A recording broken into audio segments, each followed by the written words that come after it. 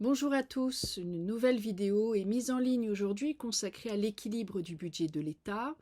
Vidéo réalisée dans le cadre du séminaire de droit administratif financier du Master de Finance et Fiscalité publique de l'Université de Lille.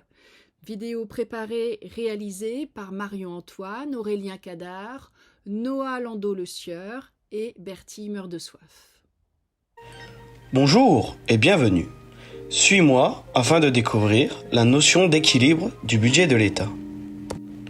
Le budget de l'État est adopté chaque année au moyen de la loi de finances et doit respecter plusieurs principes budgétaires: l'annualité, l'unité, l'universalité, la sincérité et l'équilibre.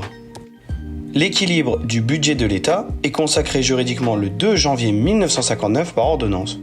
On retrouvait déjà ce terme au XIXe siècle chez des auteurs comme Edgar Alix ou Gaston Gèze, sans pour autant qu'ils ne le placent sur le même plan que les autres principes budgétaires. Ce principe est protéiforme, susceptible d'interprétations différentes. La loi organique relative aux lois de finances, en son article 1er, mentionne à la fois l'équilibre financier, économique et budgétaire. Ici, nous nous concentrons sur l'équilibre budgétaire qui peut être compris comme un équilibre entre les charges de l'État et ses ressources, qui sont équivalentes, sans excédent ni déficit. Cependant, depuis les années 1970, cette relation se détériore de manière significative. Pour la première fois, le budget de l'État a été voté en déséquilibre en 1971, situation devenue systématique depuis la loi de finances pour 1975, votée en 1974. Avec les différentes crises, il est parfois compliqué de respecter ce principe.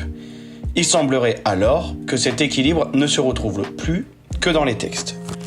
Au cours de cette vidéo, sera expliquée la place du principe dans l'ordre juridique interne, en comparaison notamment avec les pays européens, puis les contrôles et sanctions assurant le respect de ce principe. Après l'ordonnance de 1959, le Conseil constitutionnel a ravivé le principe d'équilibre en 1979 en le consacrant comme principe fondamental.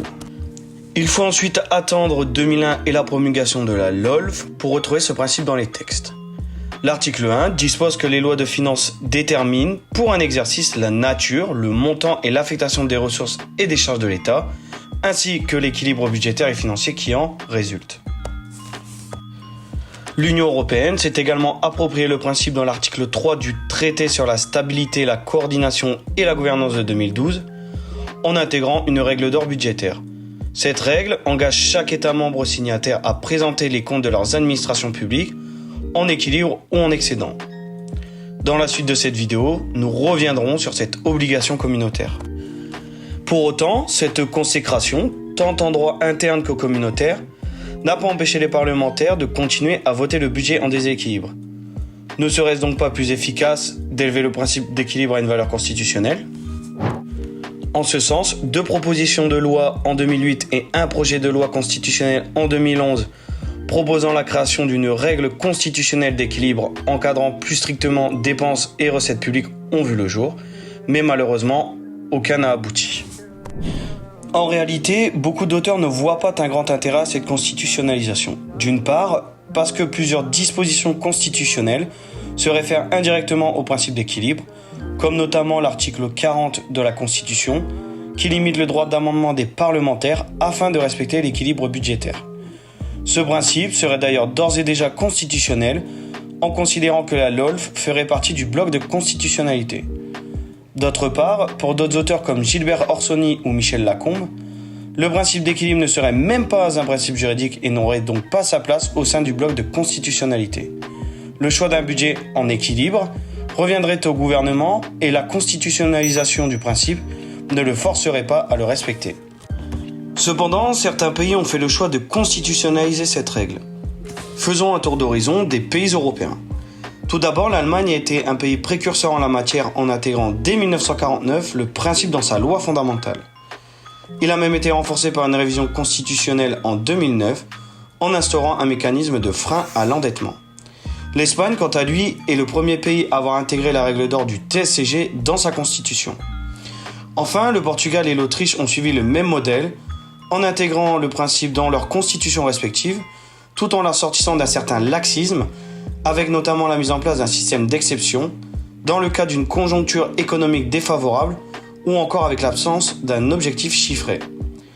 Pour autant, malgré la constitutionnalisation de ce principe, ces pays ne présentent pas non plus de budget en équilibre.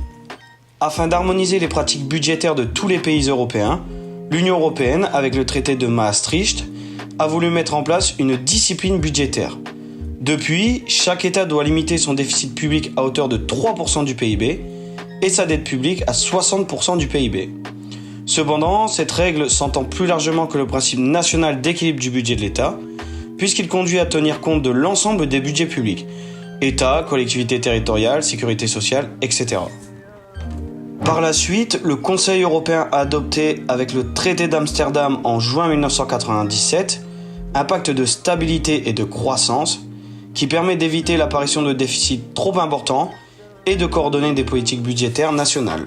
Le PSC prévoit des mécanismes en cas de non-respect du critère de déficit public fixé à 3% du PIB. Lorsqu'un État le dépasse, une procédure des déficits excessifs est mise en place.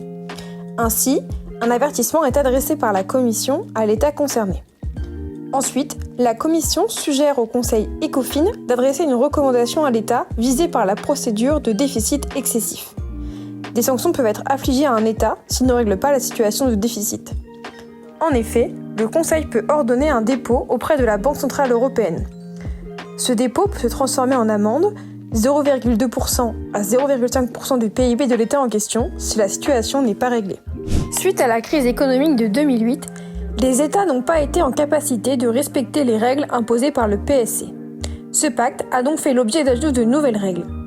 Le Six-Pack en 2011, puis par le Two-Pack en 2013. La discipline budgétaire visant un équilibre peinant à être respecté, les 25 États membres de l'Union européenne de l'époque, à l'exception du Royaume-Uni, signent un nouvel accord. Le TSCG, traité sur la stabilité, la coordination et la gouvernance, est signé en mars 2012. Il est entré en vigueur le 1er janvier 2013. En France, le projet de loi de ratification du traité a été adopté le 11 octobre 2012. Le TSCG ambitionne une meilleure analyse de la situation budgétaire des États, notamment en y instaurant la règle d'or consacrée à l'article 3 du traité. Cette règle, qui engage les États signataires à présenter des comptes publics en équilibre ou en excédent, renforce le caractère contraignant de l'exigence d'équilibre. Elle prévoit ainsi que le déficit structurel, déficit qui ne comprend pas les dépenses conjoncturelles, c'est-à-dire liées aux circonstances, ne devra pas dépasser 0,5% du PIB pour les pays dont la dette publique excède 60% du PIB. Si la dette publique d'un État est inférieure à 60% du PIB, l'autorisation de déficit structurel est doublée à 1%. Le volet correctif prévu par le TSCG impose également un contrôle et des sanctions européennes qui viennent renforcer celles du PSC. Tout d'abord, si un État ne transpose pas dans le droit national les règles fixées par le TSCG, il peut être condamné à une amende allant jusqu'à 0,1% du PIB. Pour autant, cette sanction n'a jamais été appliquée.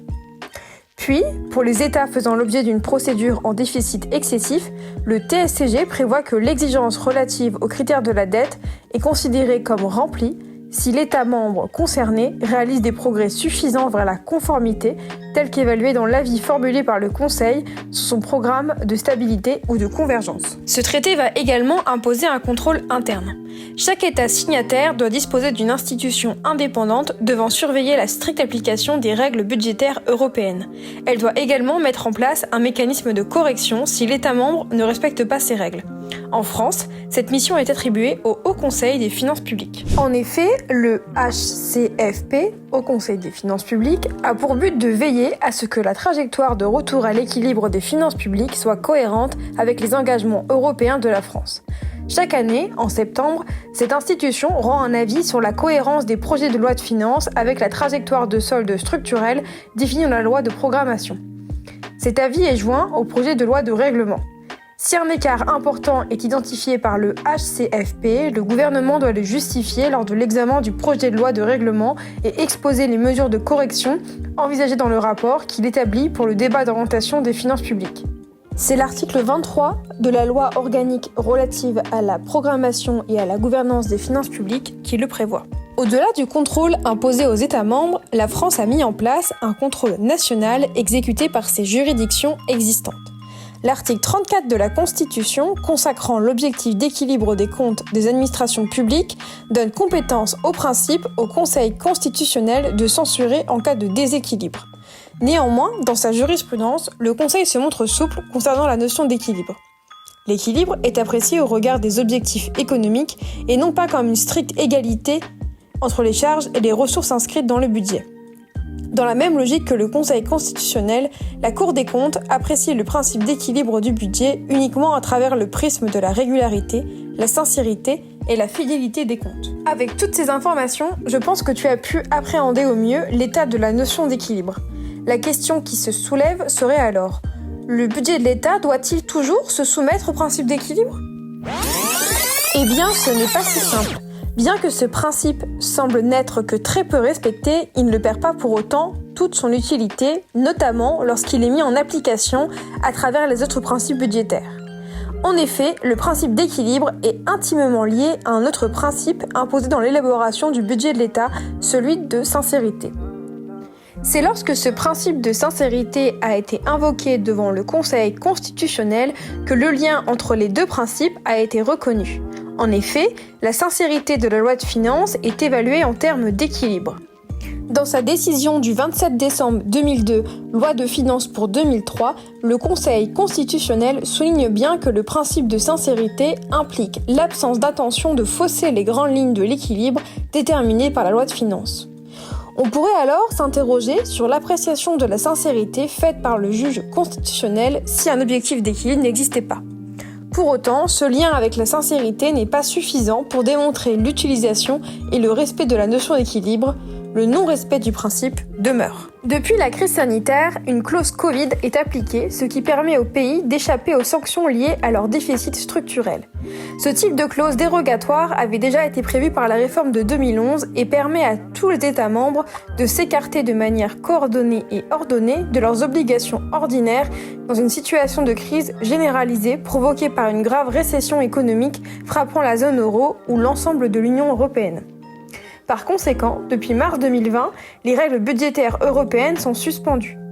La Commission européenne a proposé en mai 2022 de prolonger d'1 an la suspension des règles budgétaires de l'UE. Cette décision est justifiée par la guerre en Ukraine. Cette proposition permet, selon la Commission, de donner de la flexibilité aux États membres face aux conséquences économiques de la guerre. Au-delà des exceptions permises pour échapper à l'exigence d'équilibre, plusieurs critiques fusent concernant ces règles. Dans un rapport d'information de l'Assemblée nationale sur la révision des règles budgétaires européennes du 24 février 2022, la Commission des affaires européennes s'interrogeait sur la pertinence globale de ces règles. En effet, les règles budgétaires se sont complexifiées au fur et à mesure des différentes réformes dans le but de les adapter aux situations de chaque pays. Plusieurs États demeurent cependant incapables de respecter l'application de ces règles. L'effectivité des règles prévues par le TSCG interroge. Par exemple, entre 2012 et 2017, la France connaît de manière continue un déficit supérieur à 3%. Plusieurs catégories de propositions émergent des travaux de nombreux économistes pour améliorer ces règles. Simplifier la coordination budgétaire en retenant une règle opérationnelle unique au lieu de 4 actuellement, solde nominal, solde structurel, règle de dépenses nettes des mesures nouvelles, règle de la dette, rehausser le seuil d'endettement au-delà du 60% du PIB ou introduire un critère propre à chaque État membre, adapter le plafond de la dette au niveau contexte macroéconomique ou bien encore élaborer une règle d'or pour les investissements verts. La Commission européenne s'interroge également sur ces questions et avait proposé en février 2020 un réexamen du cadre de gouvernance économique et budgétaire. Ce processus a été interrompu par la pandémie de la Covid-19. Ce dernier est relancé en automne 2022 avec pour objectif une application plus efficace et réelle des règles budgétaires pour l'année 2023. En conclusion, cette notion d'équilibre, à la dimension normative faible, ne comporte donc pas de mesures contraignantes sur l'équilibre réel du budget de l'État, contrairement à ce qui prévaut pour les collectivités locales, mais un simple encadrement des déficits susceptibles de survenir au cours d'année afin de réduire l'incertitude concernant l'évolution des dépenses. Ainsi, la notion d'équilibre représente plus un objectif économique et politique à atteindre qu'une réelle obligation budgétaire pour l'État. La notion d'équilibre étant bien ancrée dans les mœurs, elle semble être plus symbolique que contraignante.